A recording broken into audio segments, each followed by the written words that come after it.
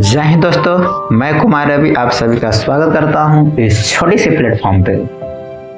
तो आखिर कवि ने सांप को क्यों मारा था?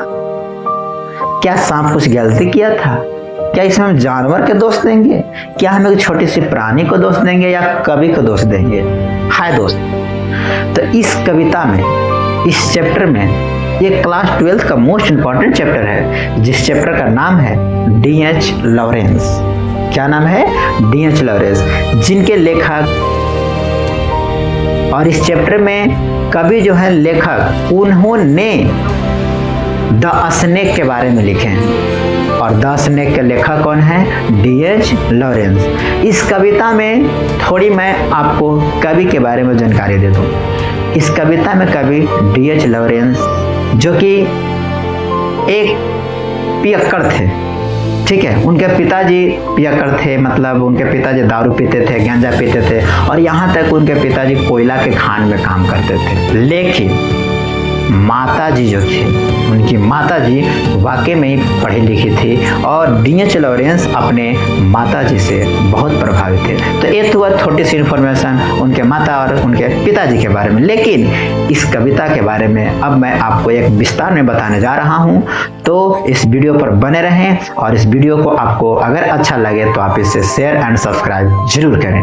हाय दोस्तों, यह कविता उन दिनों की है, यह कविता उन दिनों की है जिसमें कवि और स्नेक, वो दिन बहुत ही गर्म का दिन था, बहुत ही गर्मी का मौसम था, और उस मौसम में आपको पता होगा कि सभी को प्यास बहुत ज़्यादा लगता है, और उस प्यास को मिटाने के लिए सांप कवि के बरामदे में आया हुआ था। यानी कवि अपने खटिया लगा करके सोए हुए थे, और अपने जो खटिया के नीचे एक लोटा रखे हुए थे, यू कैन इमेजिन, ठीक है। और कवि का एक झोपड़ी था, और झोपड़ी के चारों बगल मिट्टी का दीवार बना हुआ था, और उसी दीवार के माध्यम से सांप बाहर कवि के, जहां पे उन्होंने एक बर्तन रखे थे, एक पिचर रखे थे, एक वाटर टफ रखा हुआ था, और वाटर टफ जिसमें पानी रखा हुआ था, वो पानी एक कार्बो ट्री के नीचे था। याद रखिएगा दोस्त, आपसे ऑब्जेक्टिव पूछा जाएगा वो कौन सा ट्री था, तो याद रखिएगा कार्बो ट्री, ठीक है। और वो कार्बो ट्री के नीचे एक पिचर रखा हुआ जिसमें पानी रखा हुआ था, उसी के नजदीक सांप पानी पीने के लिए आया हुआ था।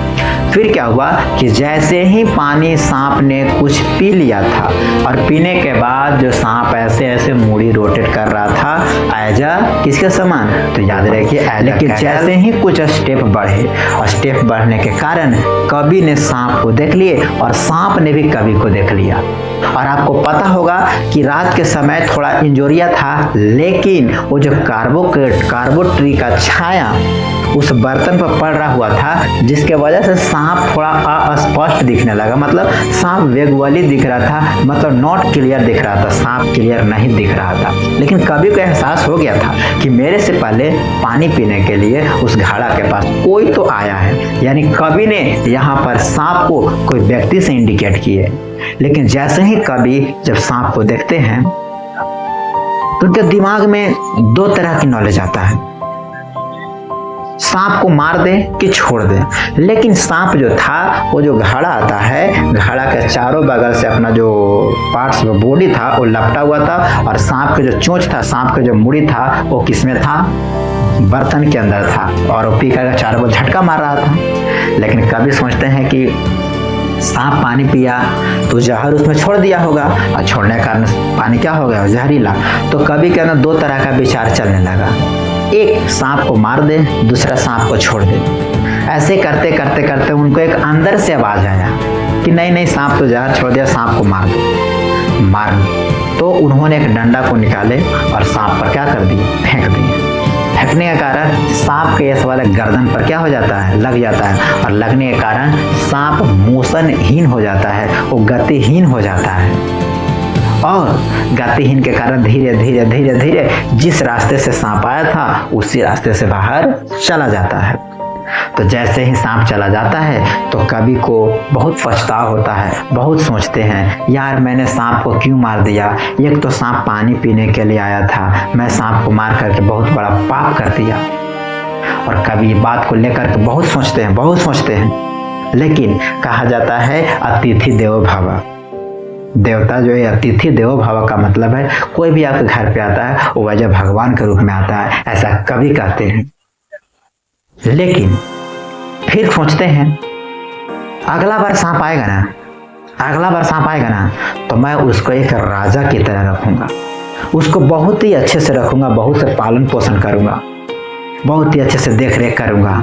तो कहा बात को लेकर के बहुत पछतावा होता, बहुत मतलब रोते हैं, कहते हैं कि यार मैंने एक गलत कर दिया, सांप को मारना नहीं चाहिए था। तो इस प्रकार से यह कविता आपके सामने खत्म होती है। और ये कविता आपको कैसा लगा आप मुझे कमेंट बॉक्स में जरूर बताएं। आप